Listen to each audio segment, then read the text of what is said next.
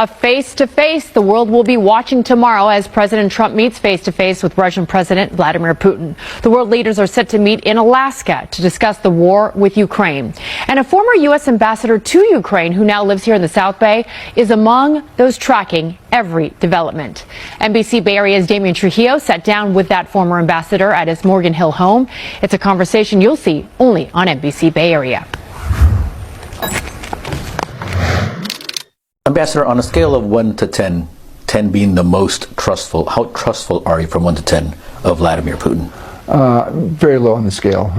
Maybe a 1 or a 2. Former U.S. ambassador to Ukraine, Stephen Pfeiffer, was candid as he spoke with us at his South Bay home today. This is a photo of the now former ambassador inside the Oval Office, waiting for a phone call between President Clinton and then Russian President Boris Yeltsin. He knows the Russians well and tells us he worries about Friday's meeting between Vladimir Putin and President Trump. I also think that Putin sees an opportunity. He's hoping that, particularly in the one-on-one meeting, can he cajole, charm Trump in a way, and somehow bring Trump to walk into a trap where Trump would end up agreeing to significant parts of the Russian position.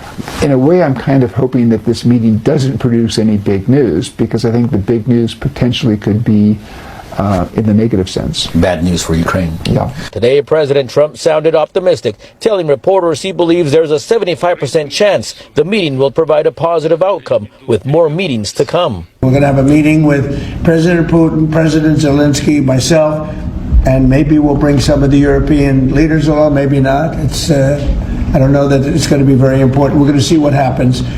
And I think President Putin will make peace. I think President Zelensky will make peace. We'll see if they can get along.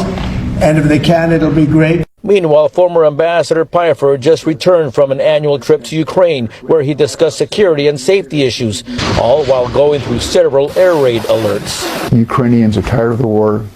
They would like a ceasefire. They would like a settlement. I think that's in the military, it's civilians, it's the government.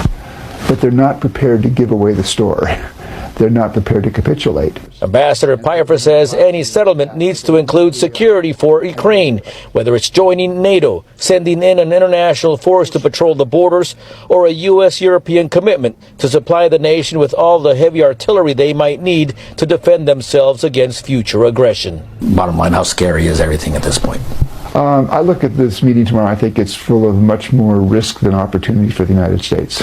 In the South Bay, Damian Trujillo, NBC Bay Area News.